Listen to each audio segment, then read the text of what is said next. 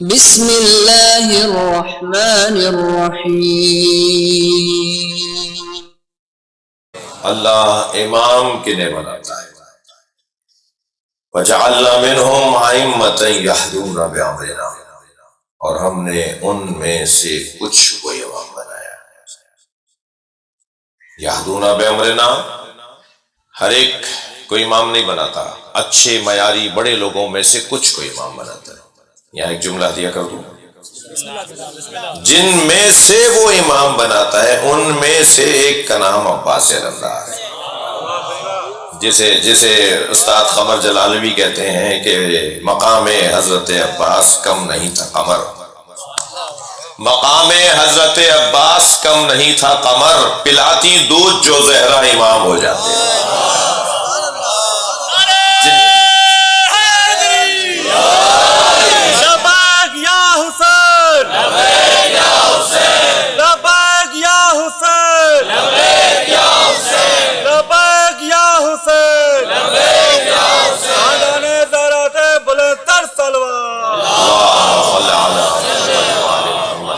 جن میں سے اللہ امام بناتا ہے ان میں ایک ہستی حضرت کی ذات ہے، ہم نے ان میں سے کچھ کو امام بنایا۔ کیوں؟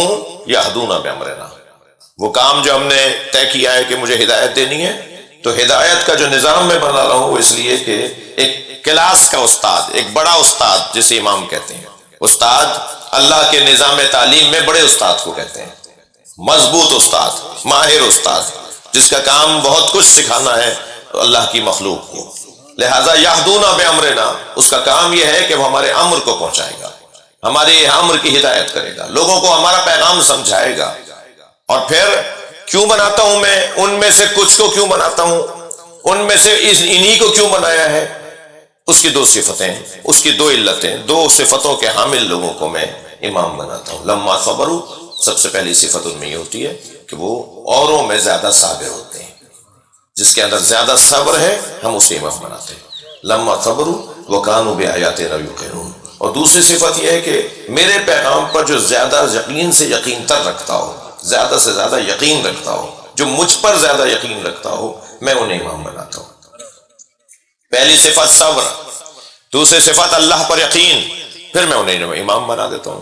تو اب آپ دیکھ لیجئے، جس کو بھی اللہ نے امام قرار دیا ہے، یعنی جسے آپ اور ہم اپنے عقیدے کے مطابق کہتے ہیں یہ امام، پہلے یہ امام، دوسرے یہ امام، تیسرے، ان تمام ائمہ کے اندر یہ دونوں صفتیں کمال پر ہیں، صبر اور یقین، صبر اور یقین۔ صبر، نہ رونے کو، نہ رونے والا صابر نہیں ہوتا، جو رو نہیں رہا وہ صابر ہے، ایسا نہیں ہے۔ جو روتا نہیں ہے، جس کی آنکھوں میں آنسو نہیں آتے، تو صابر ہونا تو بہت دور کی بات ہے، وہ قسی القلب ہے، دل سخت ہے۔ یہ صابر اتنا بڑا آدمی کیسے بن جائے گا جسے رونا ہی نہیں آتا؟ اسے بڑا آدمی کیسے مان لیں جس کا دل ہی نرم نہیں ہے؟ وہ آدمی بڑا نہیں ہو سکتا جو کسی کے روتے ہوئے، کسی کے جلتے ہوئے گھر کو، کسی کو پریشان دیکھ کر پریشانی نہ ہوتا ہو۔ یہ آنسو تو علامت ہے، نشانی ہے کہ دل نرم ہے۔ جیسے بچے زیادہ روتے ہیں، جیسے عورتیں زیادہ روتی ہیں۔ بچے اور عورتیں زیادہ اس لیے روتے ہیں کہ ان کا دل نرم ہوتا ہے، جس کا بھی دل نرم ہوتا ہے اس کی آنکھوں میں آنسو زیادہ آتے ہیں۔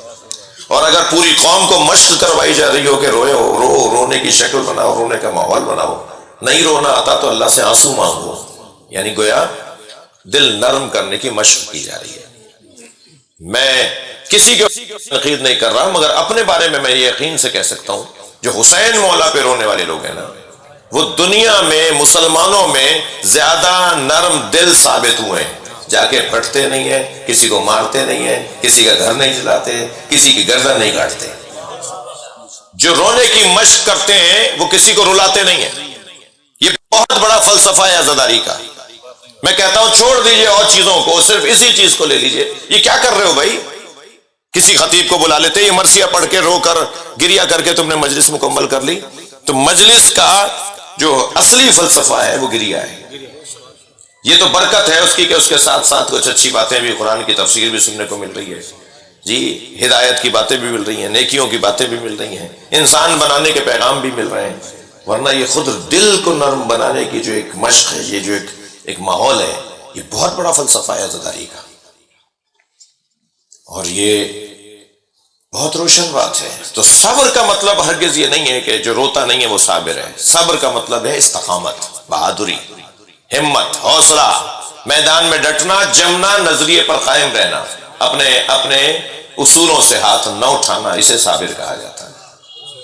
جو کہہ دیا وہ کر کے دکھاؤں گا، پہلے سوچ سمجھ کے بولا ہے، اب ڈٹا رہوں گا، میدان چھوڑ کر نہیں جاؤں گا، وہ شخص ہے جسے صابر کہا جاتا ہے. نظریے پر قائم رہنے والا صابر ہے. صبر کرو بھائی، جاؤ نہیں چھوڑ کر. روزانہ جو رائے بدل رہی ہوتی ہے، روزانہ جو فیصلے بدل رہا ہوتا ہے، طے کر لیا تھا، سوچ لیا تھا، سچے ہو، پکے ہو، صحیح ہو.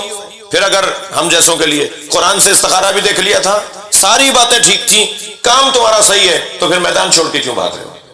ہمت کرو، اسے صابر کہا جاتا ہے. اور یہ پیغام ائمہ اہل بیت نے اپنی زندگیوں میں بہت ہی روشن انداز سے دیا. ساری دنیا ایک طرف تھی اور حسین اکیلے تھے.